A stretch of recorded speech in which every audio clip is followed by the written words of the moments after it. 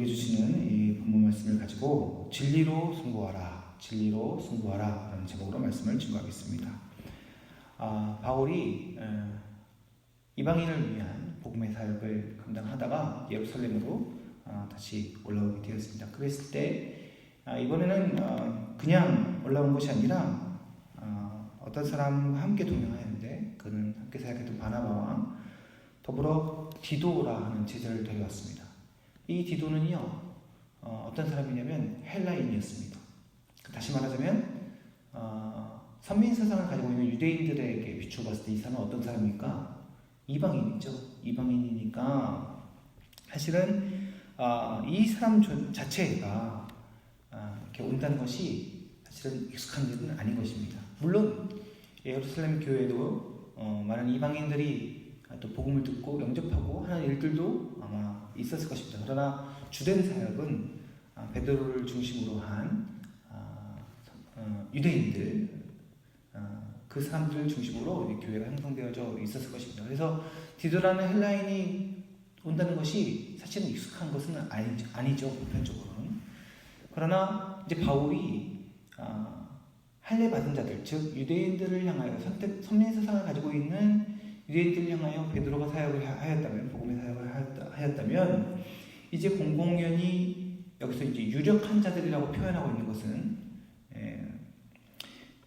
그 6절에 보시면 괄호로 다시 표현을 하고 있잖아요. 본래 어떤 이들이든지 내게 상관이 없으며 하나님은 사람을 영으로 취하지 아니하시다니, 이런 부연 설명을 넣어둔 이유가 무엇이냐면 바울이 유력하다라고 표현했을 때 이 유력함이라는 것이 어떠한 힘을 가지고 있고 권력을 가지고 있고 이 사람들에게 뭔가 결정권이 있고 어떤 사람들이다 이렇게 어떤 능력 있는 사람들을 말하고 있는 것이 아니라, 여기서 유력하다라는 것은 하나님께서 주신 권위로 교회 지도자로서의 역할을 감당하는 사람들, 그렇죠?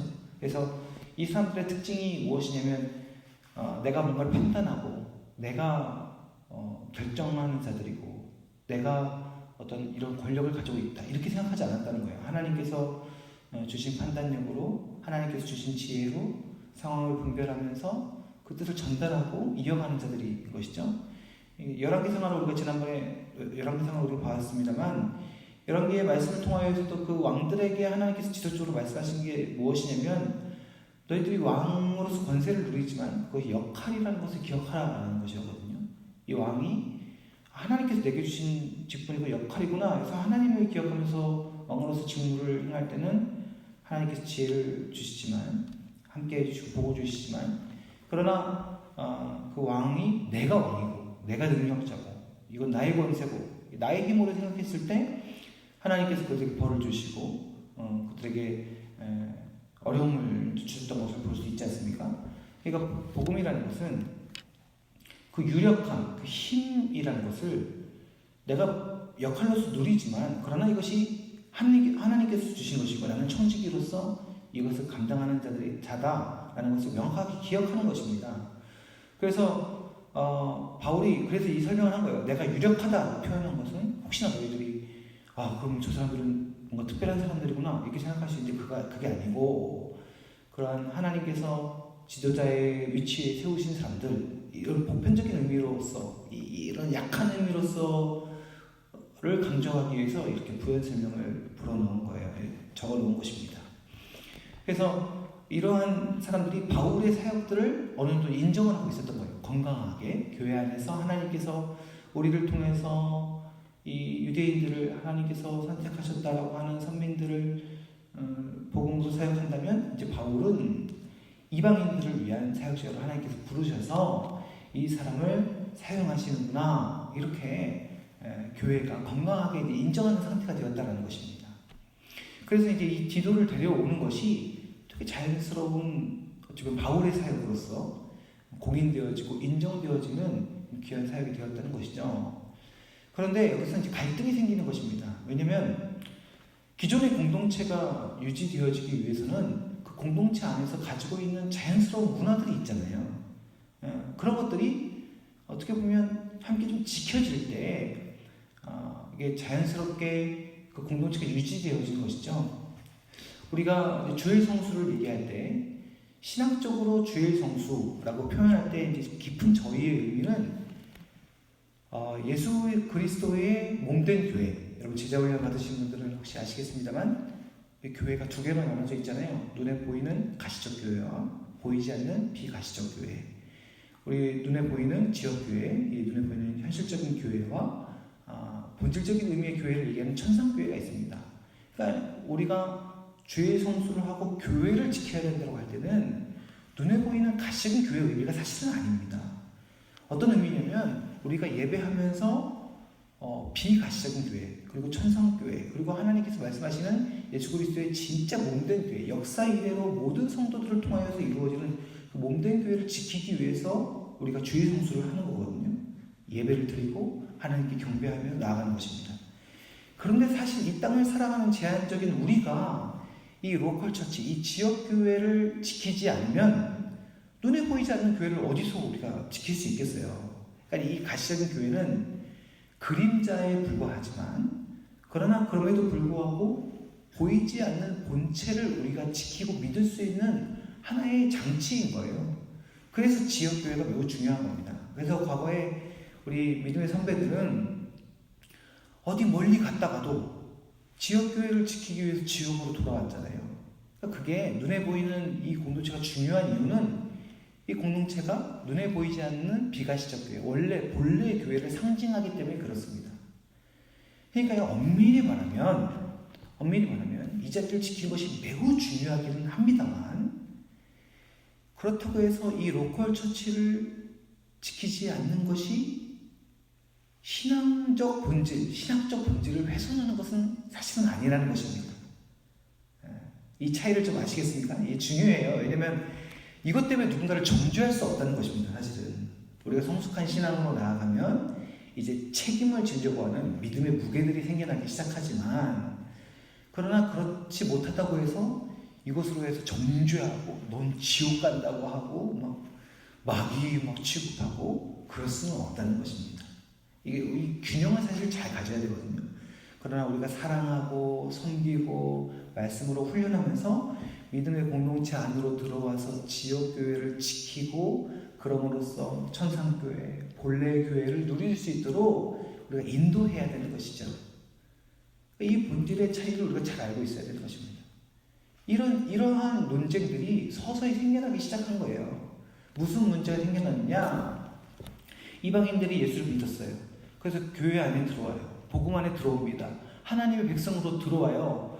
그랬더니 이 유대인들이 하나님의 백성으로 들어오면 우리에게 상징이 있었는데 그게 무엇이냐면 할례를 받아야 된다. 남자는 할례를 받아야 된다.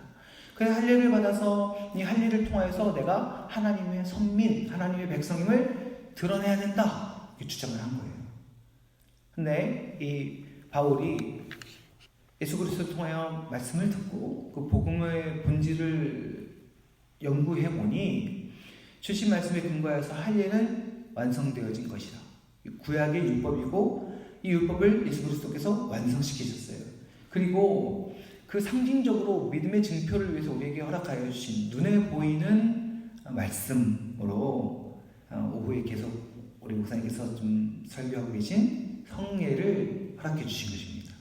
새로운 신약교회, 신약 성도들에게 예수 그리스도를 기념하고 예수 그리스도에게 집중할 수 있는 율법을 완성시키신 예수 그리스도만 바라볼 수 있는 은혜의 방편으로 성례를 주시고 나머지 것은요 사실은 다 완성하신 것입니다. 그래서 이 디도에게 있어서 할례의 문제가 생겨나기 시작한 거예요. 너 이방인이야? 너 예수 안에 들어왔어? 야, 그럼 너 할례 받아야지. 이렇게 말하는 사람들이 생겨나기 시작한 것입니다. 바울은 그 사람을 가지고 거짓 형제다 이렇게 이야기를 합니다. 그래서 눈에 보이는 자기가 알고 있는 어떤 규칙을 통해서 지금 눈에 보이는 어떠함을 유지하려고 하는 것. 또 이렇게 주장하는 사람들 중에 어떠한 마음이 있냐면요, 자신의 어떤 기득권을 지키려고 하는 것들이 있습니다. 이런 것들을 주장하면서 신앙적 기득권, 이런 것을 주장하면서 공동체적 기득권, 내가 먼저 왔고 내게 익숙한 것을 해야 되고 이런 것을 통해서 무언가 어떤 한 영혼 한 사람을 재단하려고 하는, 그렇게 해서 내가 가지고 있는 나의 삶의 바운더리, 나의 교제의 바운더리, 나의 어떤 생활권의 이런 바운더리를 지키려고 하는, 이런 범위를 지키려고 하는 인간의 그런 작은 욕심들이 있어요. 그래서 자기도 모르게 이런 주장들을 하게 되는 것입니다. 여러분, 여기서 이제 할례를 가지고 그러한 것을 주장했지만 우리 안에서도, 남문교회 안에서도 여러분, 우리가 생활하다 보면 우리 안에 작은 규칙들이 생겨나기 시작합니다. 그렇죠? 율법은 아니지만 우리 공동체를 지키기 위한 것, 그리고 자연스럽게 나를 지키기 위한 것, 여러분, 이런 크고 작은 것들이 생겨나기 시작합니다. 그런데 어느 때 우리가 사람을 향하여 사랑을 베풀고 섬길 때 자기도 모르게 자연스럽게 우리가 해왔던 규칙들, 그런 것들이 복음을 뛰어넘어서 누군가를 대하고 상대할 때 이런 것들이 복음보다 더 우선순위 되어지는, 사랑보다 더 우선순위 되어지는 그런 조건으로 드러날 때가 있습니다. 이것이 겉으로 드러나지는 않더라도 우리 마음속에 누군가를 판단하고 누군가를 시험하면서 자연스럽게 우리 안에서 그런 기준들이 작동할 때도 있는 것이죠. 사랑하는 성도 여러분, 우리는 진리를 가지고 싸우는 자들입니다.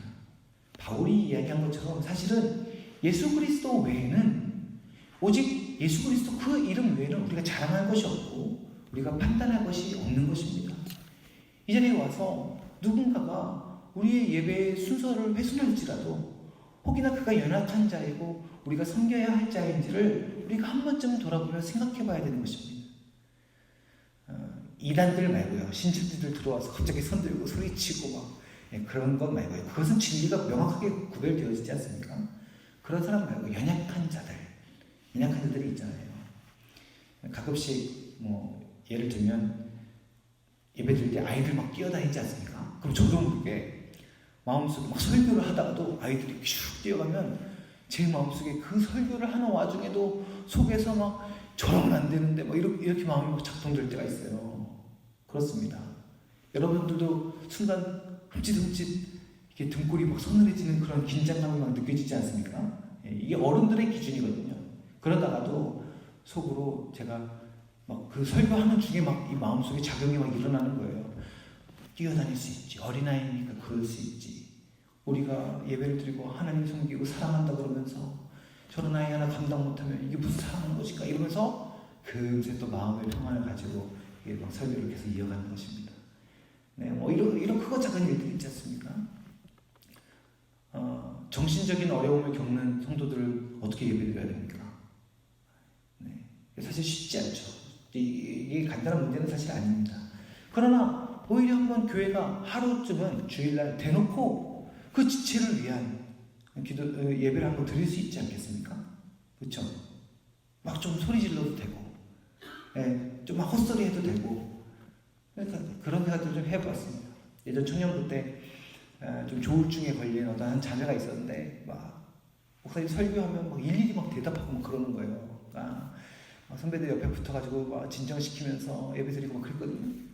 근데 그런 생각이 들더라고요. 한 번쯤 그 친구가 막 말할 수 있는 그런 예배 드리면 어떨까? 이런 생각들을 해본 적이 있습니다. 얘기도 됐었지만 정작 하지는 못했는데 그런 마음이 들더라고요. 여러분, 어찌됐건 무엇이 진리겠습니까?